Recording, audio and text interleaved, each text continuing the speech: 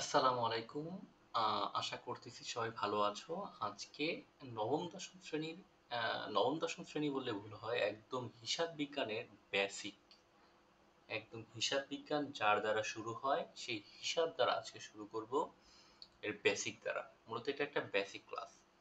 তো হিসাব হচ্ছে ৫ প্রকার। আরো যদি আমি ক্লিয়ারলি বলি, আধুনিক পদ্ধতিতে হিসাব হচ্ছে ৫ প্রকার: সম্পদ হিসাব, দায় হিসাব, আয় হিসাব, ব্যয় হিসাব এবং মালিকানা সত্ত্ব হিসাব। হিসাব বিজ্ঞানে যদি কোটি কোটি দাখিলা থাকে, তাহলে এই কোটি কোটি দাখিলাকে আইডেন্টিফাই করা যায় এই পাঁচটা হিসাব দ্বারা। এখন আমরা যে বলি ক্রয় হিসাব ডেবিট, নগদান হিসাব ক্রেডিট, আসবাবপত্র হিসাব ডেবিট, নগদান হিসাব ক্রেডিট, নগদান হিসাব ডেবিট, বিক্রয় হিসাব ক্রেডিট, এগুলো আমরা কিভাবে বলি? নগদ তো অনেক সময় ডেবিট হয়, অনেক সময় ক্রেডিট হয়। এখন কিভাবে আমরা বুঝি কখন নগদ ডেবিট হবে, কখন নগদ ক্রেডিট হবে, কখন আসবাবপত্র ডেবিট হবে, কখন আসবাবপত্র ক্রেডিট হবে? এগুলো আমাদের আইডেন্টিফাই করতে সাহায্য করে এই হিসাব। তার মানে বোঝা যাইতেছে হিসাব বিজ্ঞানের যত কাজকর্ম তার শুরুই হয় মূলত এই হিসাবের দ্বারা। মূলত হিসাব দ্বারা আমি আইডেন্টিফাই করি কোনটা কোন জায়গায় বসবে। জাবেদায় চলে আসি আমরা আর কি।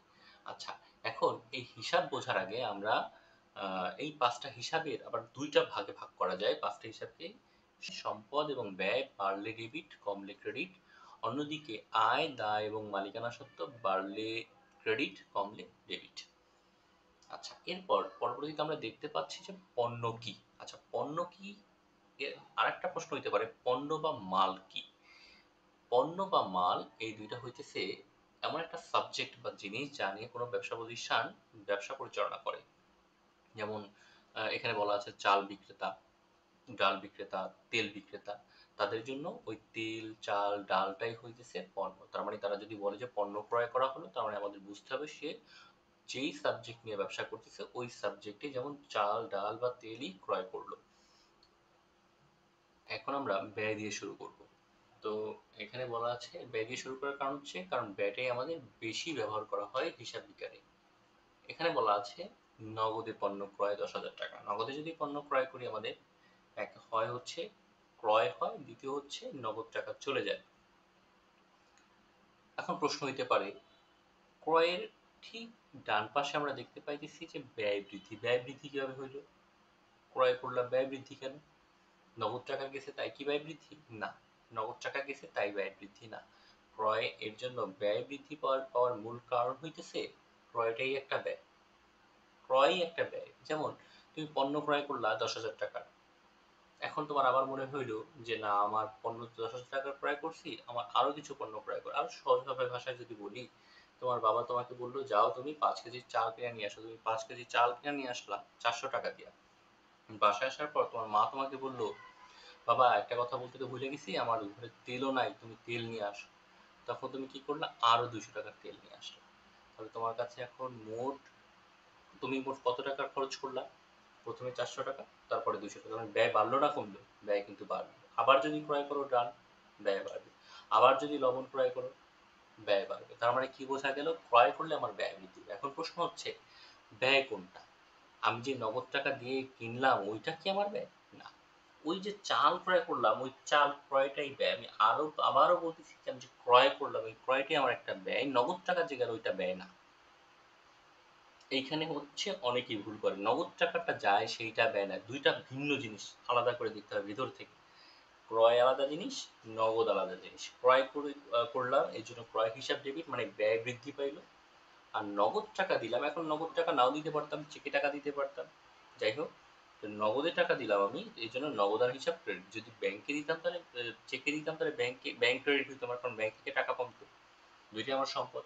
এখন নগদ ক্রেডিট কেন হইল? নগদ হচ্ছে আমার একটা সম্পদ। এটা আমাদের একটা জেনারেল নলেজ, ছোটকাল থেকে আমরা শিখেছি। যেমন তোমার বাবা তোমাকে বলে যাবে, বাবা তোমার জন্য আমি নগদ টাকা রাখলাম, ব্যাংক ব্যালেন্স করলাম, জমি জমা করলাম, বাড়ি করলাম, গাড়ি করলাম, স্বর্ণ রেখে গেলাম, গয়না রেখে গেলাম, এগুলো সব তোমার। এগুলো দিয়ে তুমি কইরা কেটা খাইও দুনিয়ায়। তার মানে এগুলো হচ্ছে তোমার সম্পদ। আচ্ছা, তাহলে নগদ একটা সম্পদ। আমরা কি জানি? এই সম্পদটা অধিকাংশ স্টুডেন্টই খুব বেশি ভালো বুঝে, কারণ সম্পদ বাড়লে ডেবিট, কমলে ক্রেডিট, এগুলোর সাথে আমরা ইউজ টু। তো নগদ টাকা কমে গেল। নগদ টাকা যদি আমার নগদ টাকা যেহেতু কমে গেল, সেহেতু আমার সম্পদ হ্রাস পাইল। যদি সম্পদ হ্রাস পায় তাহলে কি হয়? ক্রেডিট। তাহলে কোন সম্পদটা হ্রাস পাইল? নগদ নামক সম্পদটা হ্রাস পাইল। তো যখন আমরা জাবেদা করব নগদের সাথে একটা আন লাগাই দেবো, মানে নগদান, আদর করে ডাকতে হয় আর কি। নগদান হিসাব কি হবে? ক্রেডিট। আশা করি তোমাদের সমস্যা হবে না। আর এখানে কিছু ব্যাখ্যা দিচ্ছি, এগুলো তোমাদের আশা করি কাজে লাগবে। এগুলো লেখা সেই জন্য আর বললাম না আমি।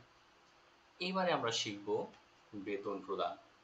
বেতন প্রদান একটা আমার ব্যয়। প্রতিষ্ঠানে যারা নিয়মিত কর্মচারী, যারা প্রতিষ্ঠানে মাসভিত্তিক কাজ করে, তাদের কে আমরা যে স্যালারিটা, যে মাস শেষে যে টাকাটা দিই, ওইটা হচ্ছে আমাদের বেতন। আচ্ছা, প্রতিষ্ঠান যদি বেতন দেয় তাহলে প্রতিষ্ঠানের ব্যয় বাড়বে না কমবে? অবশ্যই ব্যয় বাড়বে। আচ্ছা, এখন এই ব্যয়টা কিসে দিলে আবার আমার গেল? নগদে। তাহলে ব্যয়টা হইল আমার নগদে। নগদে যদি হয়, একটু শেষ থেকে আসি, তাহলে সম্পদ হ্রাস পাইল নগদ, নগদ নামক, তাহলে নগদান হিসাব ক্রেডিট। আর নগদ টাকা আমার কেন গেল জিজ্ঞাসা করো, নগদকে, নগদ তুই কেন গেলি? নগদ বলবে বেতনের জন্য গেছি। তাহলে বেতনটা কি আমার এখানে? ব্যয়। এটা সম্পদ না, এটা আমার একটা ব্যয়। আচ্ছা, তাহলে যাবে হইলো বেতন হিসাব ডেবিট, নগদান হিসাব ক্রেডিট। তাহলে বেতনটা কি আমার? ব্যয়। আর ডেবিট হয়েছে, তার জন্য ব্যয় বৃদ্ধি পাইল। তার মানে আমরা কি বুঝলাম? ব্যয় সে যদি বৃদ্ধি পায় অবশ্যই তার ডেবিট হইতে হবে। এখন আমরা একটু উল্টাভাবে ভাবি। তুমি বলতে পারো যে স্যার, আমার মনে চায় বেতনকে ক্রেডিটে দিতে আর নগদকে ডেবিটে দিতে, দেখি হয় কিনা। আচ্ছা, যদি তোমার নগদ টাকা যায়, মানে সম্পদ হ্রাস পাইল, তাহলে কি নগদান হিসাব ডেবিট করা যায়? না, নগদান হিসাব ডেবিট করা যায় না। তাহলে নগদান হিসাব কি করতে হয়? নগদান হিসাব অবশ্যই তোমার ক্রেডিট করতে হবে। আচ্ছা, নগদান হিসাবকে যদি তুমি ক্রেডিট করো, তাহলে বেতনের কি আর ক্রেডিটে যাওয়ার সুযোগ আছে? আমরা জানি ডেবিট আর ক্রেডিট দুইটাই পক্ষ আছে। ক্রেডিটের জায়গাটা অলরেডি ফিল আপ হয়ে গেল, তাহলে এখন ডেবিট ছাড়া কি আর ভেতরে জায়গা আছে? কোনো জায়গা নেই। যেমন দুইটা দরজা, তোমার ভাই আর তুমি যাও প্রতিদিন ওই দুইটা দরজা দিয়ে যাও।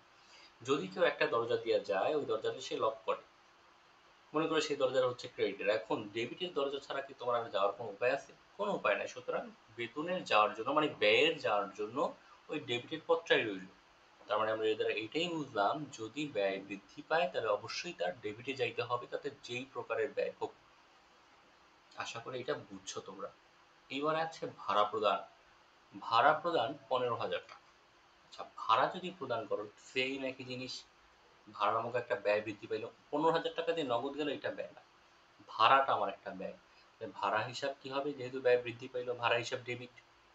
আর ভাড়াটা আমি কিসে দিছি? নগদ টাকায়। নগদান হিসাব ক্রেডিট। যদি চেকে দিতাম, ব্যাংক হিসাব ক্রেডিট, কারণ নগদ আমার সম্পদ। ভাড়া দেওয়ার কারণে নগদ টাকা হ্রাস পাইল, নগদে দেওয়ার কারণে, এই জন্য নগদান হিসাব ক্রেডিট। যদি চেকে দিতাম তাহলে ব্যাংক হিসাব ক্রেডিট। আচ্ছা, এখন প্রশ্ন হইতে পারে, স্যার ভাড়া প্রদান 15,000 টাকা বলেছে, নগদ কোথায় বলা আছে? নগদ তো বলা নাই। যদি এরকম না বলা থাকলে বুঝতে হবে যে নগদেই দিছি আমি। যদি অন্য কিছু বলা, অন্য কিছু হইতো, সাপোজ চেক, তখন নির্দিষ্ট করে বলা থাকবে যে চেকে প্রদান। আশা করি এগুলো তুমি বুঝবা এবং করতে পারবা। নিচে তোমাদের জন্য 5টা জাবেদার অনুশীলনী দিয়ে রাখছি, এগুলো তোমরা বাসায় করবা। যেমন বিদ্যুৎ বিল প্রদান 1500 টাকা, পরিবহন খরচ 1200 টাকা, মজুরি প্রদান 2000 টাকা, বিজ্ঞাপন বিল প্রদান 5000 টাকা, বীমা প্রিমিয়াম প্রদান 1800 টাকা। এগুলোর জাবেদা বাসায় করবা তোমরা। যদি কোনো সমস্যা ফেস করো তাহলে কমেন্টে জানাবা, আমি সলভ করবো পরবর্তী ক্লাসে। আজকে এই পর্যন্তই। আল্লাহ হাফেজ।